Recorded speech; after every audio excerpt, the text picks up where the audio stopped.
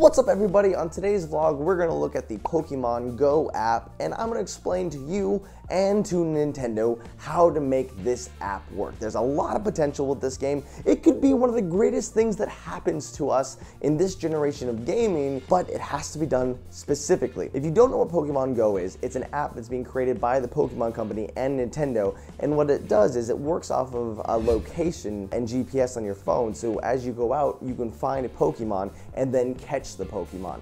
Now, we don't know a lot yet. All we know is that you can find Pokemon, you can trade them, and you can try to fling your phone to fling Pokeballs to try to catch them. Now, I kind of talked about this a little bit on my show Unpopular Kids, where we talked about 90s nostalgia. If you haven't seen Unpopular Kids yet, or you're confused what I'm talking about, I have a link down below to the last episode of Unpopular Kids. It's my podcast show that you can watch on YouTube, or you can listen to it on SoundCloud. It's amazing, but that's just me saying so, but I'm not here to talk about that. I'm here to talk about Pokemon Go. So let's begin. So let me break down exactly what this game needs to do to be the greatest Pokemon game ever. First things first, let's start off with the original Pokemon. Now, I'm not a Gen 1er who's like, oh, just the Pokemon Red and Blue was the best game ever. No. Because, come on, everyone knows Gold and Silver was the best Pokemon game of all time. Shots fired! Hoo, ha, ha. No, but seriously, it was. Anyways, here's the thing.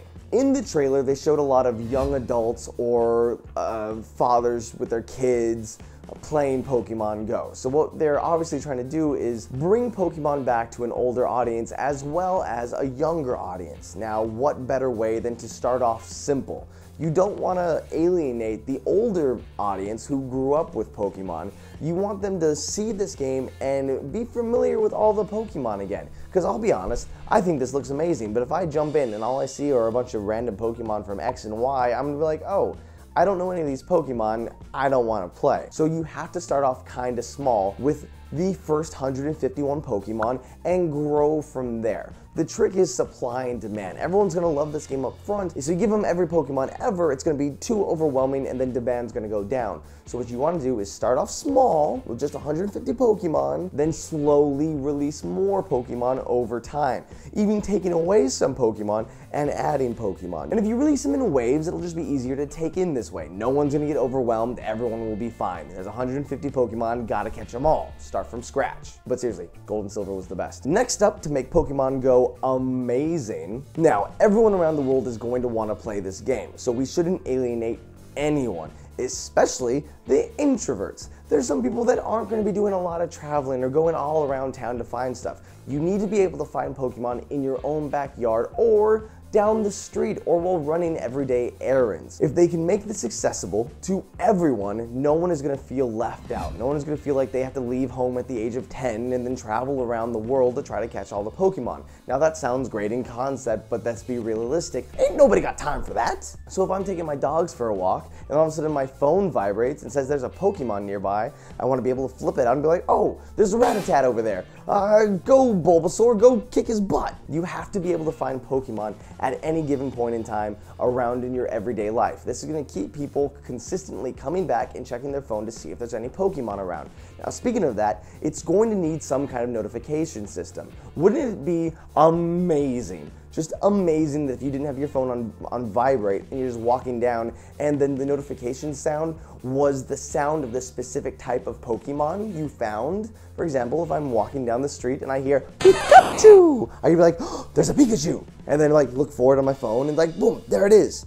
Catch him, catch him. Catch them. Also, in order for this game to be amazing, this can't be a constant thing. This looks ridiculous. There's just someone that's like, it's gonna look silly, but I'll do it. I want to catch them all. Next up, to make this the best Pokemon game ever, we're utilizing our phones. All right, let's make it AR. And I understand that perhaps the technology isn't actually there yet for this to happen, where you can see a Bulbasaur walking through the grass. But if it is there, this needs to happen. This is what's going to make this game amazing, is by looking through my phone and seeing a wild Pokemon in the environment. I don't just want to be able to go outside and then all of a sudden my phone pings me and I see like a pixelated version of Bulbasaur there. Like, that's gonna be cool and all, but it's not gonna make it the greatest experience ever. It doesn't have to do much. It can just like dance around in the grass. It doesn't have to move around. It doesn't have to fly around. It doesn't have to jump around.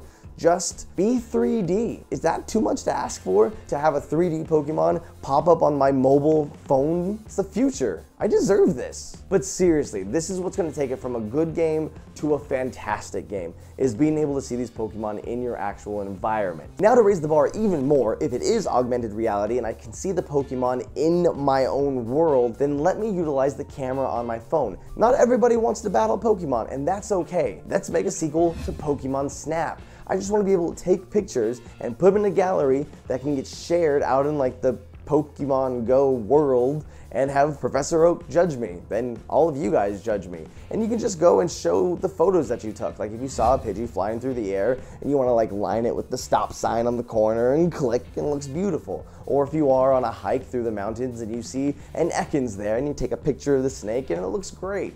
Like Pokemon Snap was a lot of fun and it was such a basic concept. And it's really simple. Like, hey, there's a lot of people that don't want to fight Pokemon because they're adorable. That's okay. Just let us take pictures of them, because they're amazing. And, you know, this thing's got a camera on here, so let me take a picture. And then finally, this is an app game. So to make this the greatest Pokemon experience, please, please, please, no microtransactions. I don't want to have to spend $5 for Pokeballs. I don't want to have to wait every 3 hours to be able to rest my Pokemon in a heal center. Like, that's not cool. Don't turn this into just another app game where I have to invite my friends to be able to find the next 10 Pokemon on the Pokédex. Don't do any of that. That's stupid. Now, I do understand that it's a business, and in order for them to be able to do this and keep doing more, well, then they have to make some money. In that case, why don't you charge us for TMs and HMs? So it is free to play. You can raise your Pokemon and they'll learn their own moves and you can use that to fight your friends, but then you can also purchase TMs and HMs. And yes, the HMs you can keep using for all of your Pokemon. Don't try to steal that from me. That ain't cool. So if you guys can do this, all of these very simple things, the best Pokemon game is right around the corner, and it honestly will be a Pokemon MMO where we are the trainers. That's amazing. Pokemon is such a simple concept, and that's why it was so brilliant, and that's why it's stuck with all of us and continues to grow and become better and better. So really, it's simple. You guys have been making great Pokemon games for years and years. Please don't stop now. Anyways, guys, that's my rant on how to make Pokemon Go the greatest Pokemon experience ever. If Nintendo follows these simple steps, they will have the best Pokemon game ever. All right, but that was me ranting about Pokemon Go. If there's anything else you want me to talk about and explain what I think they need to do to fix, for example, Sonic the Hedgehog, I can fix that. Resident Evil, I can fix that too. If you want me to fix things, let me know in the comments below and I'll do more of these vlogs. Anyways, guys, thanks so much for watching. I'll see you later. Pikachu! Hey guys, thanks for watching. If you want to see another vlog here on the channel where I talk about why Mask is better than the Iron Man movies, go ahead and click here on the left. And if you want to see the last episode of Unpopular Kids, check out this video right here to the right. Go check them out. Talk to you later. Bye.